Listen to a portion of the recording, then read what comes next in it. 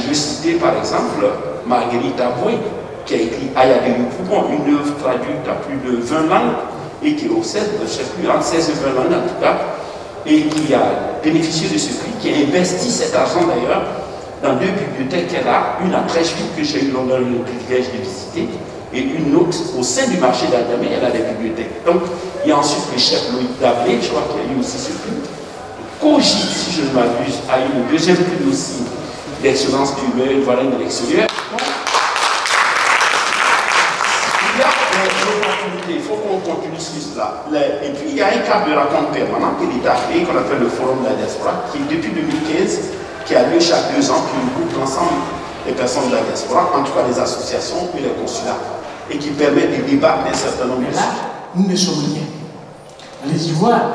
Mais si on est vraiment sensible, surtout, il ne faut pas être sensible. Si on dit de pleurer, parce que moi j'y vais souvent.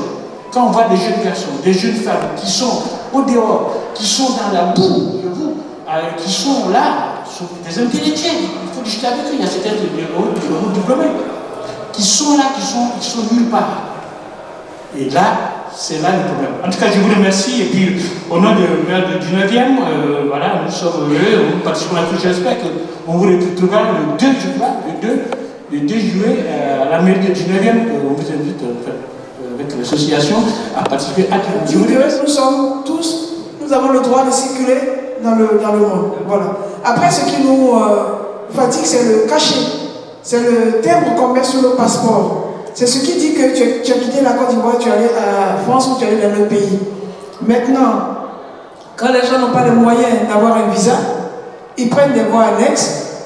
C'est vrai, on les excuse, mais après, ils se condamnent. Ce soir, j'ai envie de dire que l'immigration, c'est un piège.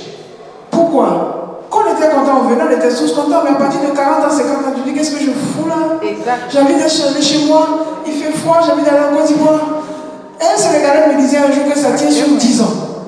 Il dit, quand vous arrivez, souffrez pendant 5 ans pour avoir vos papiers. Mais après les 5 ans là, vous travaillez. Si vous ne rentrez pas chez vous, vous cherchez la maladie. Je voulais aussi, en ma qualité de président des artistes, le modèle vous remercier. Remercier toutes les associations qui font beaucoup. Et tout à l'heure, comment on appelle ça, le représentant de l'ambassade nous disait qu'on a un problème de temps. C'est la dernière fois aussi, le ministre Kabé nous a fait des remontrances sur l'heure. Mais je pense que, en même temps que nous sommes ensemble, essayons de travailler sur ce fait-là, prenons ce fait-là au sérieux. Et je pense qu'on pourra arriver à rééduquer les Ivoiriens pour qu'ils viennent plus à temps. Ça, c'est très important. C'est pourquoi moi, je vous invite, samedi prochain, on a décidé d'organiser un événement qu'on appelle ALCA pour honorer les doyens d'art qui ont fait plus de 35 ans de carrière. Nous, cette idée-là, on va commencer à l'heure et on va finir à l'heure. Aujourd'hui, on dit la journée, la diaspora ivoirienne.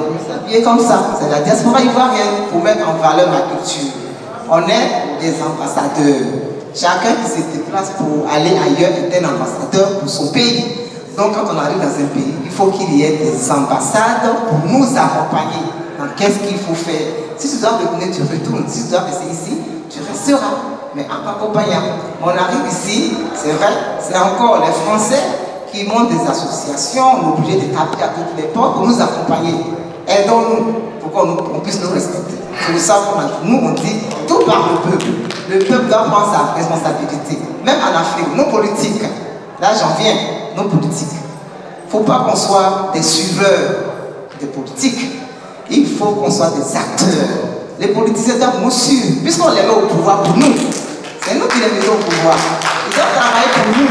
Ce n'est pas le peuple qui travaille pour le pouvoir, c'est le pouvoir qui travaille pour le peuple. Mais le thème vous rappelle parce que nous savons que si nous sommes ici ensemble, en tant qu'association, en tant qu'ONG, en tant qu'organisation de la société civile, comme vous l'avez dit tout à l'heure, il faut se mettre ensemble. Dans des perspectives qui peuvent tous nous aider. Et comme le disait la dame, c'est sur le terrain que ça se passe. Nous faisons tout ici, mais il faudrait que nous nous mobilisons aussi. Quand il y a un qui fait un événement en Côte d'Ivoire, faire en sorte que 2, 3 associations l'accompagnent, même si c'est un représentant, mais il est à côté. Merci à votre présence déjà pour cet événement qui est la journée de la diaspora ivoirienne. C'est une marque de la Cogide. On est fiers de ça. On aimerait bien donner le bébé à l'ambassade pour que ce soit une institution, pour que ce soit dans une année, toutes les associations ivoiriennes. Mais alors, vous ne pouvez pas vous imaginer. Imaginez, on prend un grand hall, beaucoup de stands, et puis des entreprises qui viennent de Côte d'Ivoire. Vraiment, c'est du business, c'est de la culture ivoirienne et tout ça. Donc, nous, à notre petite échelle, c'est ce qu'on a voulu faire, valoriser la culture ivoirienne. Dire que voilà, je vais au salon de la diaspora ivoirienne, et qu'est-ce que je vois là-bas? Ah tiens, ça c'est, ah oui, ça c'est, on voit ça au pays. Ah tiens, à Loco, c'était la